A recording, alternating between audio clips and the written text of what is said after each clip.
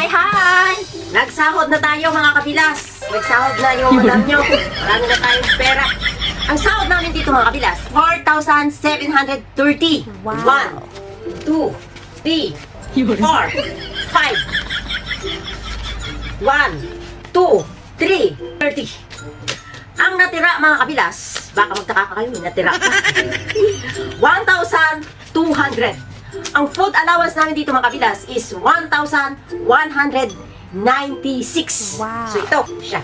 So, sumatotal kami ng 5,996 Hong Kong dollars. Kasama na po yung mga food allowance namin dito. Actually mga kabilas, ang minimum wage ko yan ay 2023 pa dahil hindi ako nakaabot ng pag-increase ng sahod ng 4,830 mga kabilas. Pero ang tanong, bakit nga ba nagkakalubog-lubog pa ang mga kababayan natin sa utang dito sa Hong Kong? Dahil ang aming sahod mga kabilas ay mahigit kumulang lamang ng 42,000 pesos. Ngayon, explain ko sa inyo mga kabilas kung bakit sila nagkakalubog-lubog ng utang dito sa Hong Kong. Kasi, dito sa Hong Kong, open ang loan sa bangko. Kaliwa kanan, pwede ka mangutang dito. Wow. Hanggat may visa ka, ang bangko magpapautang sa iyo.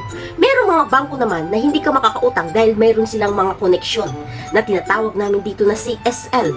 Kapag ang isang bangkong inutangan mo may CSL mga kabilas, hindi ka na maaring makautang doon dahil madidetect ka. Pero marami pa rin mga maliliit na bangko dito na pwede mong mautangan. Sa bagay mga kabilas, ang 42,000 pesos niyan ay kulang pa rin yan. Kung titingnan mo, malaki nga talaga siya. Pero kapag ikaw may estudyante na, mayroon kang pamilyang binubuhay sa Pilipinas, kapag ikaw ay maluho sa mga branded na mga gamit dito, kulang na naman talaga ang 42,000 na yan mga kabilas. Pero depende talaga yan sa tao, sa pagbabudget ng sahod niya dito. Hindi masama ang mangutang, pero wag sobra sa sinasahod mo.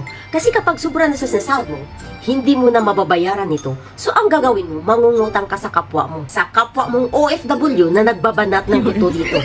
Pagkatapos, hindi mo na mababayaran. Kasi puno ka ng utang sa loan sa bangko. So ang kapwa mong OFW, kaibigan mo, kakilala mo, tinalikuran mo. So ang gagawin mo na lang talaga, lalayas dito. Hindi lamang bangko ang hahabol sa iyo, pati na rin yung kaibigan mo. Yung iba kasi, sobra naman yung yabang. Utang dito, utang doon. Pagkatapos ipadala sa kanilang pamilya na para silang namumulot ng pera. Kaya pagdating ng panahon, inaabot sila ng termination nila.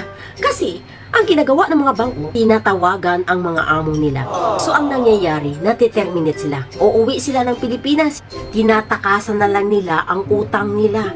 Kasi, hindi na sila maghahanap ng trabaho dito. Lilipat sila ng ibang bansa para ano, mabayaran nila ang utang nila dito. Umalis ka sa malaking sahod, lilipat ka sa maliit na sahod. Tapos sabihin mo, magbabayad ka ng utang mo? I don't think so.